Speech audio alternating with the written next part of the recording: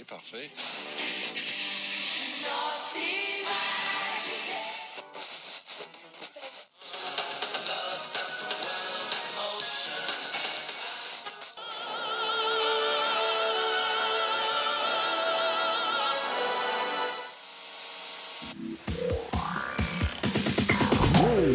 We're into the last 16 today. 2 of the places have been taken by teams who are hugely unfancied, or were hugely unfancied at the beginning of the tournament. Cameroon finished top of their group, but they're still probably underdogs as they come into a game against Colombia, who qualified as one of the best third place sides, while Costa Rica have defied all odds, finishing second, beating Scotland and Sweden in the process, and they now come up against Czechoslovakia, who only finished behind Italy. I hope you're all rested up after that rest day yesterday. We've given a bit of a break. If you've missed any of the previous podcasts, there's some great backstory in each of those, so please do go back and give them a listen.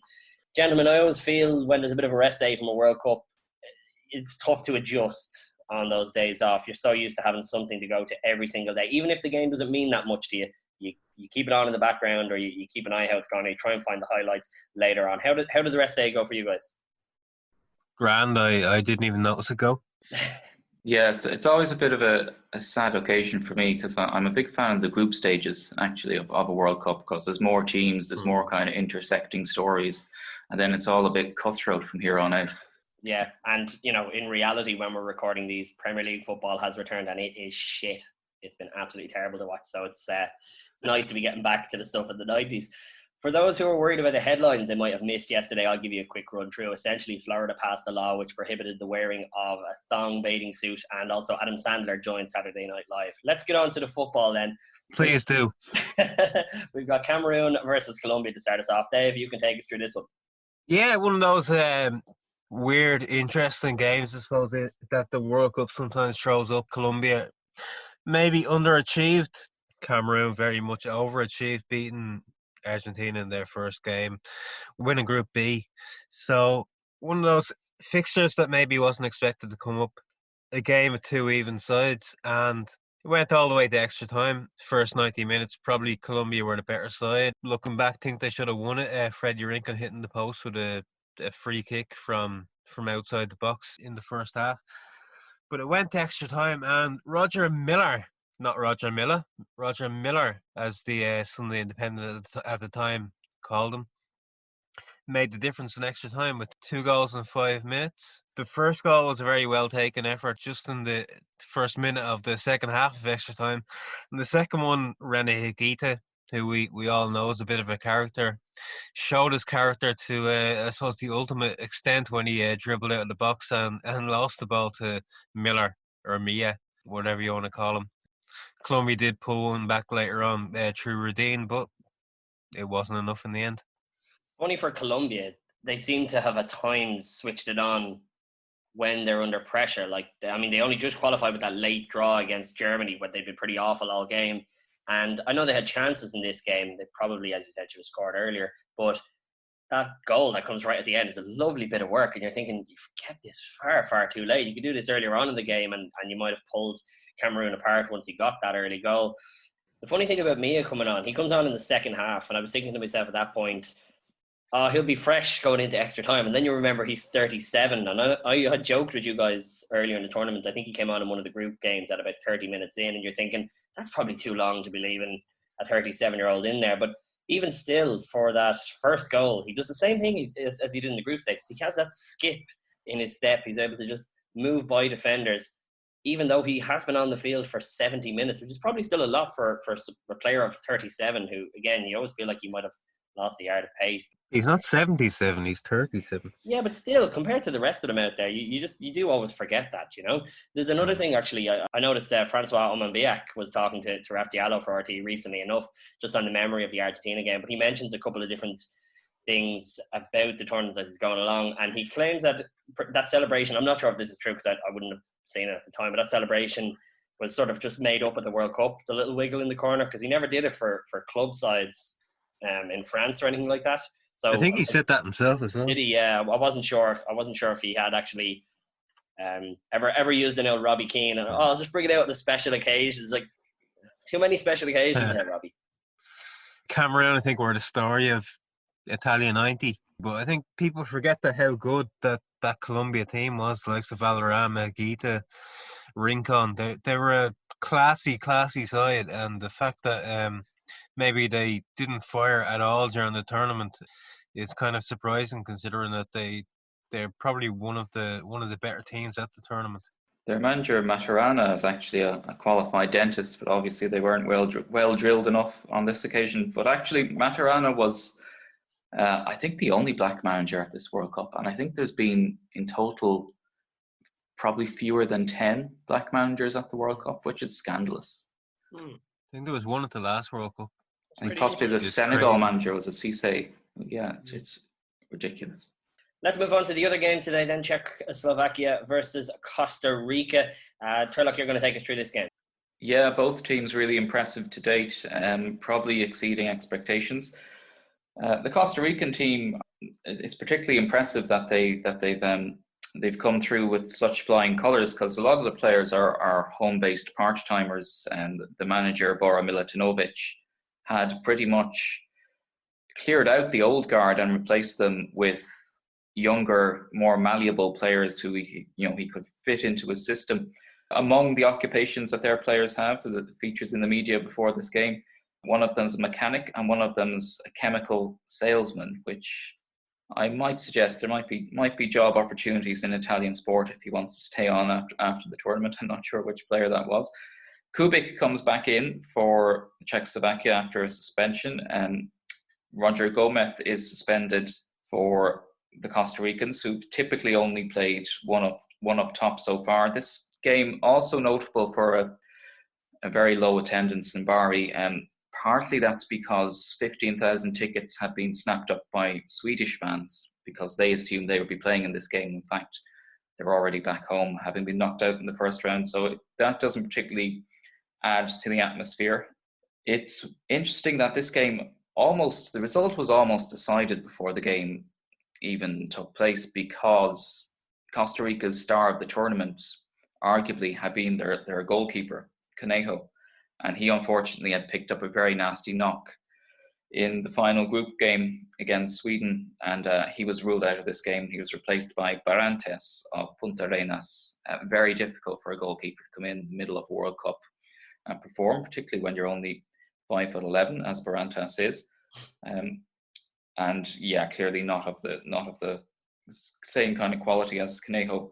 It's a funny tournament for backup goalkeepers, isn't it? It seems to be out of the ordinary how many backup goalkeepers either featured, started because of, say, something like Cameroon and Kono getting in because of disputes, or whether it was Gorkachea coming in for injuries. But it seems to be one of those tournaments where you just saw an awful lot of backup goalkeepers.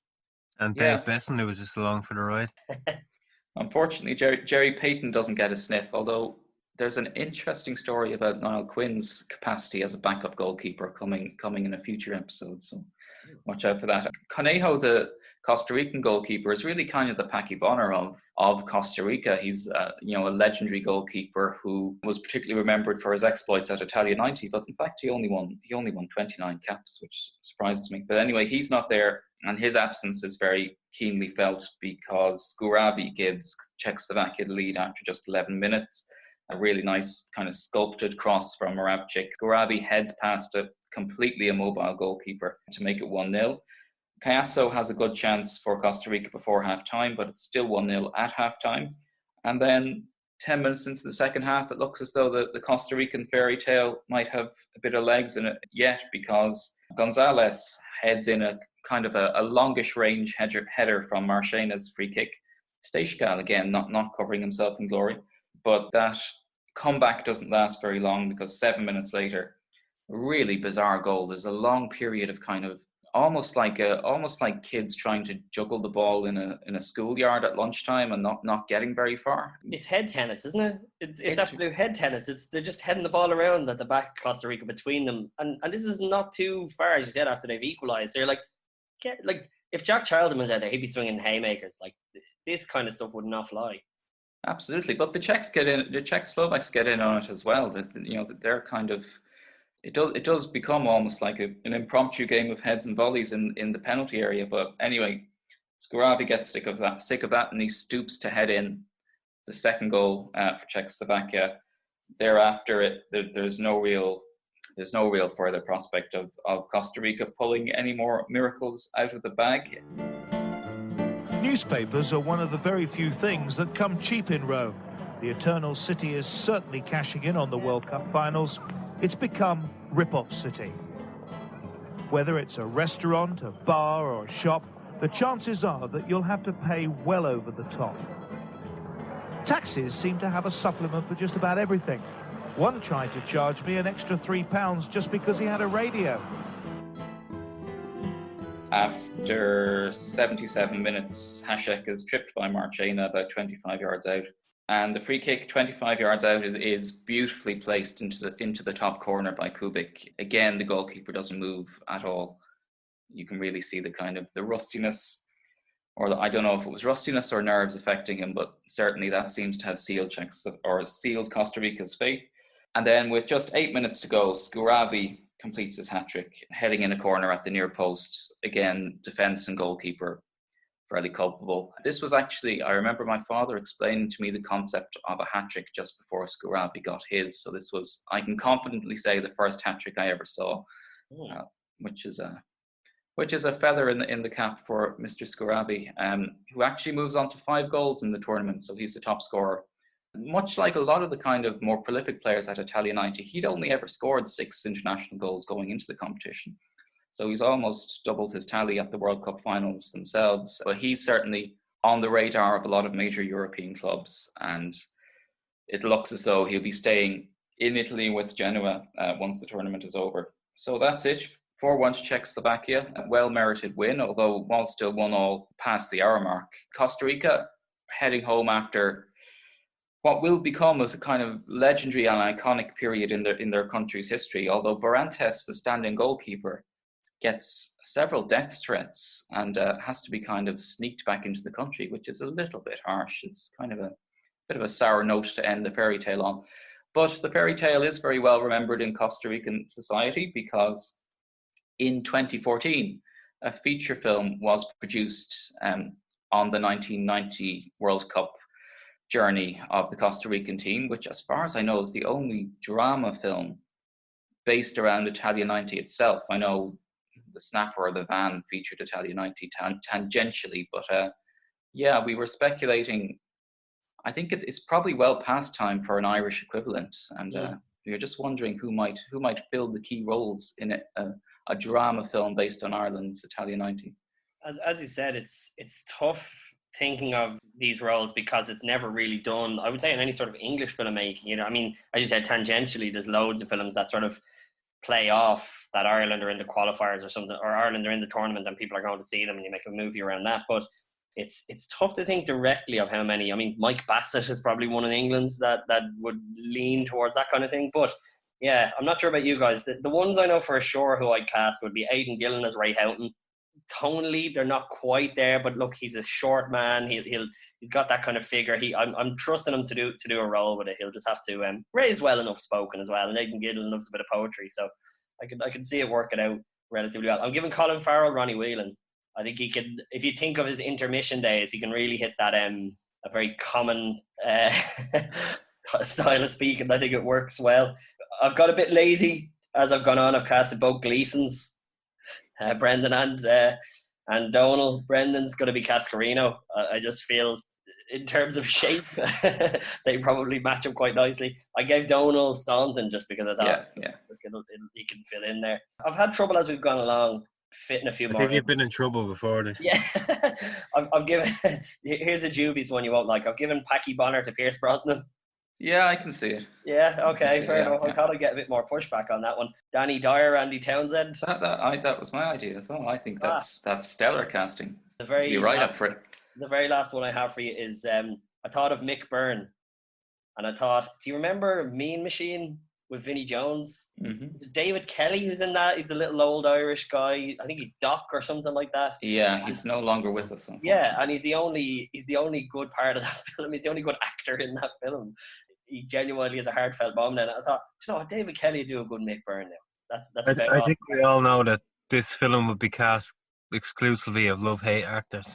Yeah. we're trying to figure out where we'd fit Tom Vaughan Lawlor. Yeah, there's not an obvious role for him, really. No. I think if we're casting the net a bit wider, James Cromwell will be a great Jack Charlton, although he is 80 and only 5 years younger than Jack Charlton. And I think for Morris setters, Danny DeVito would do a job. Sure. Tom Vaughan Lawlor. We could give Tom Vaughan Lawlor Dunphy, actually, because I was trying to think who could we fit him in the team. And I was going to say Chris Morris, but I think Robert Sheehan would probably do a reasonable Chris Morris, actually. He's kind of got the similar hair. Bad at football. Yeah. but I think there's an element of, I think we should let Dunphy play himself.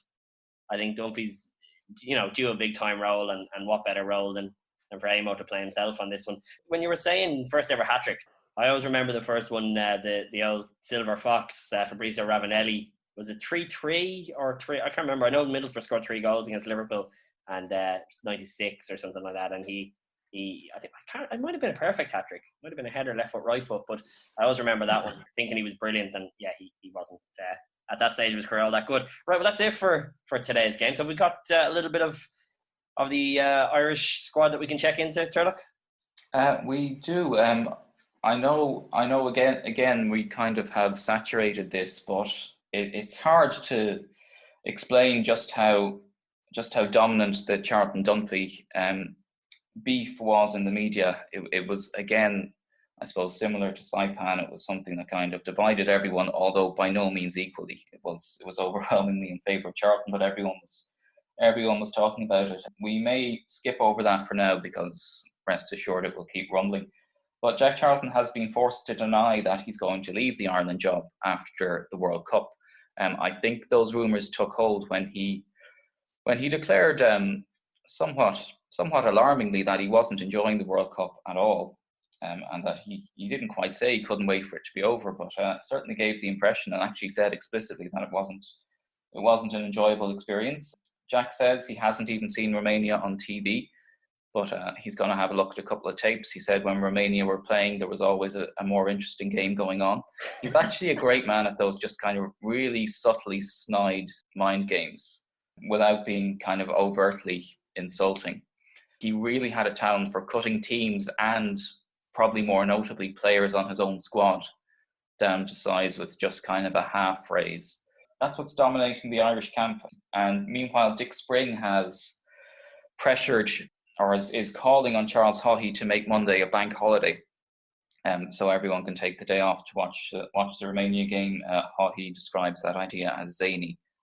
Was there not stuff from Haughey stopping something in the UN and like a couple of weeks ago to watch a penalty shoot, to watch the end of a match or a penalty shoot? It's actually, it's the forthcoming European, or was it EU or EC at the time, but the forthcoming European summit at Dublin Castle, which is happening this week, has basically been organised almost around the Ireland-Romania game. There's a huge screen has been erected in the precedent marquee at Dublin Castle, or at the very least the journalists watch. Sounds pretty zany if you ask me. Elsewhere, you were expressing your disappointment that Superquinn hadn't enlisted Niall Quinn for promotional purposes. In fact, they have. They've set up goal posts all around their Dublin stores, and if you score a penalty, they're in the car park. So if you score, Roy Keane wouldn't have been impressed by this at all. But if you score a penalty in the car park, you enter a draw to get a ticket to watch the match at the RDS, which is a bit underwhelming as prizes go. But Pat Quinn says to Niall Quinn, when you finish your football, we'll always have a place for you on the Superquinn team. Oh, and just further alarming news, Ireland have been knocked out of the World Cup in the second round. But unfortunately, it's just a Sabutio World Cup in Rome. Niall Quinn, where could it sit? I mean, at what point would Niall Quinn's career have dipped so badly that he'd be stuck in... He could get to the top shelves in Superquinn, I suppose. Lastly then, bit of other news. Moldova declares independence. That kind of further to the amount of sort of global movement and around teams at this World Cup. And also, police find marijuana at Chuck Berry's home. Tomorrow we have a really, really busy one in store for you. Two of the most controversial incidents at this World Cup. Argentina take on Brazil. And we've also got a nice, fiery little game between West Germany and Netherlands. And then we saw again the razor finishing of Roger Milla. A simple skip past one defender and a ferocious shot to put Cameroon ahead. Milla, another goal and another dance. Roger Milla, Roger Milla, Roger Milla, Roger Milla, Roger Milla la balle. 38-year-old's brain, the 25-year-old's legs. Onana, Tatal, Magua, Homandike, Funde Hekeke.